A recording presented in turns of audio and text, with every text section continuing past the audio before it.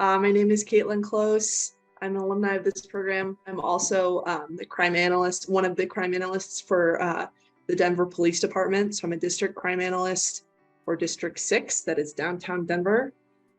So I provide both analytic and investigative support. So I create products, I pull together stats, but I also help with investigations, particularly our narcotics investigations. I'm Bella Zach. I am the gun crime analyst for the Davenport Police Department, which is right on the border between Iowa and Illinois. I'm making products for the gun unit, doing stats, tracking, shooting trends, shots fired between the years. So yeah, we're tracking guns used in crimes, stuff like that.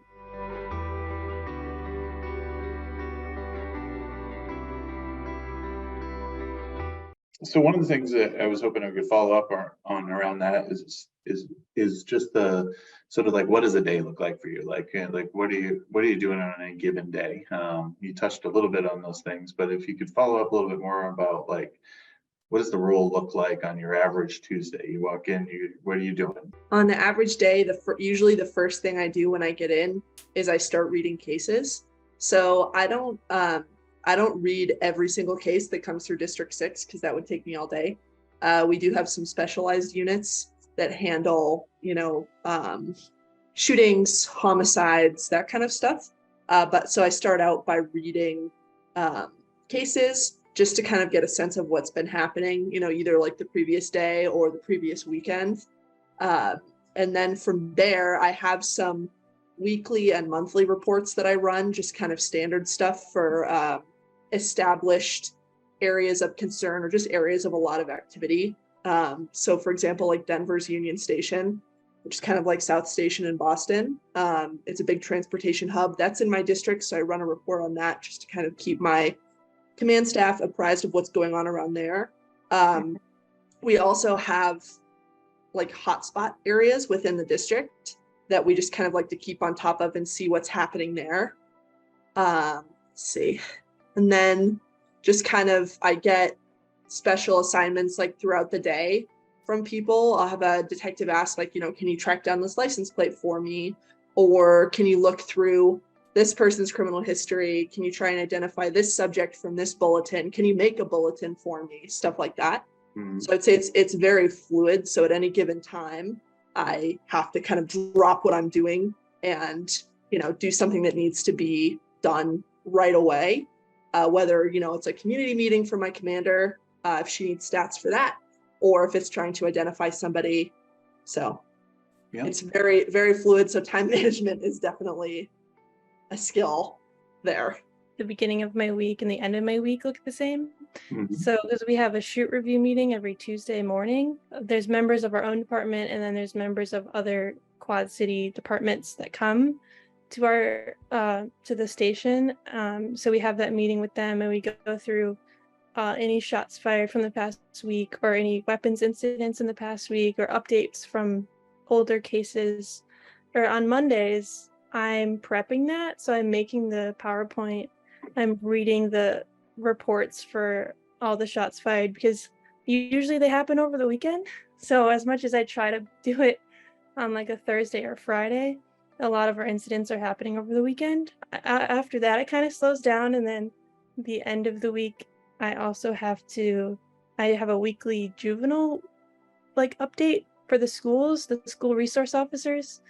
So those are my two like big projects, I guess. And then throughout the week, I maintain my dashboard. So we have a gun crime dashboard within Power BI that I'm updating, and there's seized firearms, reported stolen firearms, suspect information, victim information, just any kind of information I can get out of our shots fired incidents. Same as Caitlin, where if someone needs a bulletin or someone needs me to look into like a suspect criminal history, something like that, I'll do that too.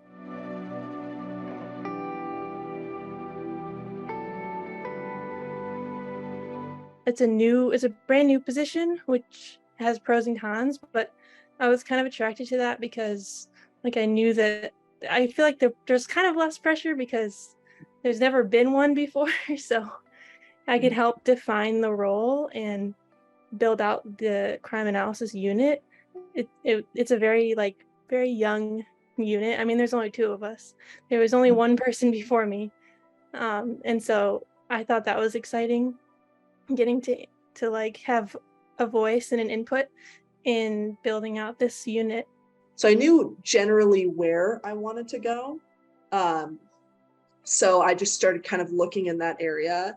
And, from what I can say, like just looking a year ago, that crime analysis is a really quickly growing field. And a lot of departments are realizing that they need a crime analyst or that they could really use one. So there were definitely a lot of opportunities that I saw. So I just started applying. What drew me to Denver specifically was that I would be a district crime analyst. So instead of focusing on, like Bella focuses on kind of not one type of crime, but kind of a group of crimes across an entire city. Mm-hmm. I focus on a bunch of different types of crime within like one defined area. So I thought that was really interesting. I knew that I was going to get exposure to like a variety of offense types and most importantly, a bunch of different data.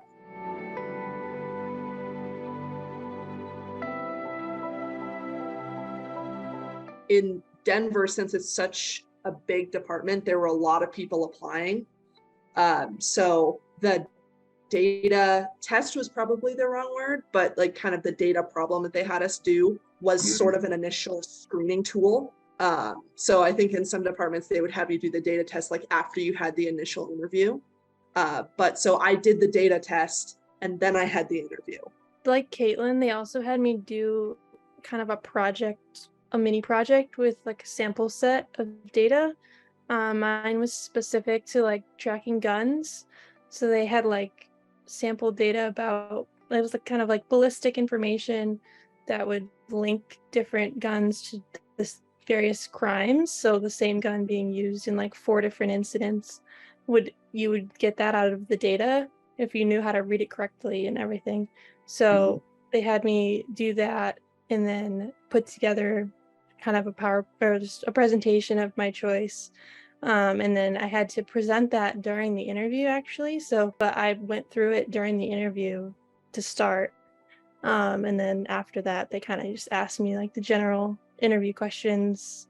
But the good thing about that like project or whatever is that it kind of speaks for itself. Like I can show you that I can do the analysis part without having to like tell you. Like you can see for yourself, which I think is really helpful. And obviously they liked it enough to the same day they told me that they liked me and wanted to move forward.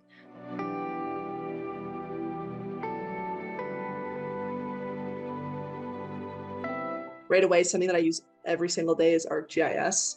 So, Arc or some sort of equivalent like mapping experience was really useful to have. As well as actually I do use Power BI a lot too. So the department has started to put out like a series of dashboards with Power BI, and I'm kind of teaching my command staff how Power BI worked. It would be a lot harder for me. So I would say those 2. I would say mostly the same, but for me, it's kind of flipped. Like I use Power BI every single day. And most of what I do is in Power BI, and I've created like a couple different dashboards. Like the gun crime one is the main one, but then I also made one just for the gun unit, just for the sergeant. It comes in every morning. I made a dashboard in Power BI that was a quicker way that I can just pull them all in the morning. He can go into the dashboard after I publish it and just search like quickly for like a keyword like gun or shot or anything like that. So that's been helpful. Like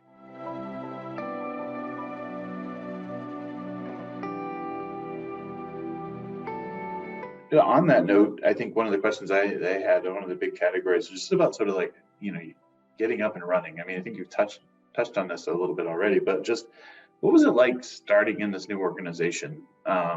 Like just getting familiar with how it works and what's important and who to talk to about what. And, you know, were there folks who were mentors around you? Bill, I know you mentioned that a little bit ago, but what was it like just getting started? And you both have two very different experiences, I think, in this. They both might be good, but definitely different, I think, in terms of how you got into these different organizations. Caitlin, you want to start with yours? Yours is the big agency, you know, lots of folks there, big unit,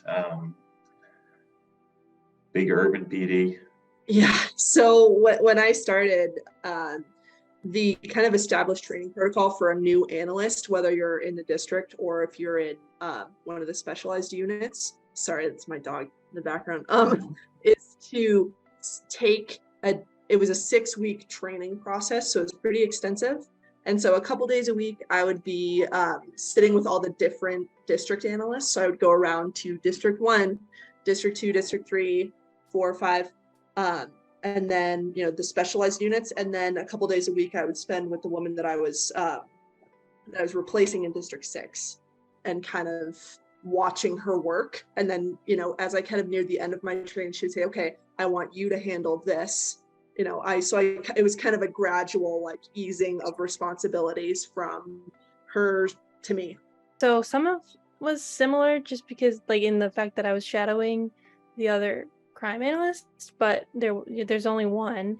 So it's not like I had a whole team of people to kind of learn from. It was just the one other analyst who had been doing everything before. So I'd say for the first like few weeks, I was just kind of watching what she was doing.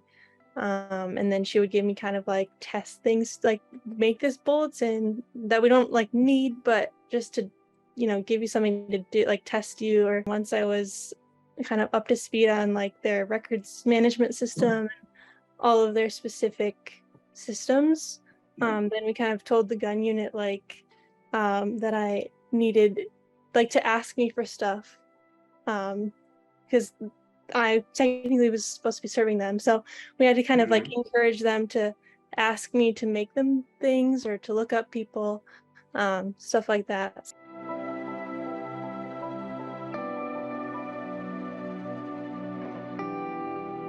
So we can be flexible, but we can't just like change our hours every day or every like to our whim. But we're very flexible. Like if I need to come in at 9 and work 8 hours, then that's fine. But normally I'm 7 to 3. I just do like a standard 40-hour work week. So I work 8 to 4. But the analysts, like they're usually, some of them are 6 a.m. to 2 p.m. Some of them are, 8 to 4, 7 to 3. A lot of them do the 980 schedule, which is you work 80 hours over the course of 9 weekdays, and then you get like every other week you would get a day, like a weekday off. I personally don't do that because things kind of stack up too quickly in District 6 to do that, and that just would not be fun for me to kind of deal with doing a 3-day weekend like every other week. So I just do the standard 40 hours a week.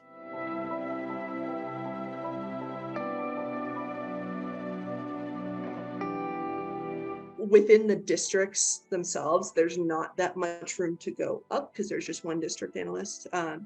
You can also just become like, there are different levels of crime analysts. Like you start as an associate, and then I think the highest level is a senior crime analyst. And obviously, if you stay in the district, it's just a matter of getting paid more. But or if you move to major crimes, but that's kind of the pathways that are available to me in this department that I'm at right now. It's less obvious because it is like so new, and I'm only like the second analyst that they've hired. But I'm like, from the way that they are talking and they're very excited about building out the unit, like it does seem like they want to hire more. And I feel like in the future that would give opportunity to be kind of like supervisor or just kind of have like a higher role within the unit once it builds out and adds more people. So for me, it's kind of exciting to be there from kind of not ground zero, but almost, because I'm only the second one there, and it's just me and one other analyst, and we're on like the same, level.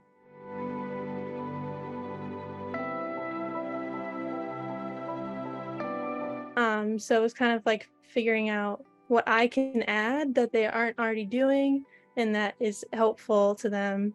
So that was a big challenge.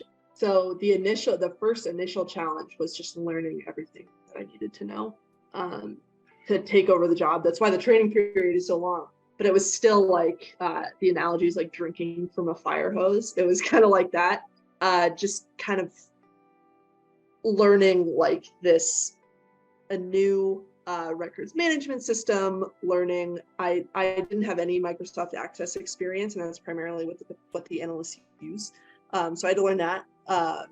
And yeah, just like working in kind of a sworn system as a civilian has definitely been a unique experience. Before I worked at Denver, I worked at the Harvard University Police Department. And so I credit that job with not only teaching me a lot of like the data wrangling that I needed to know, but also helping me learn about the police department and how it's structured and how kind of everything works. So I think I definitely came in with a little bit of an advantage there.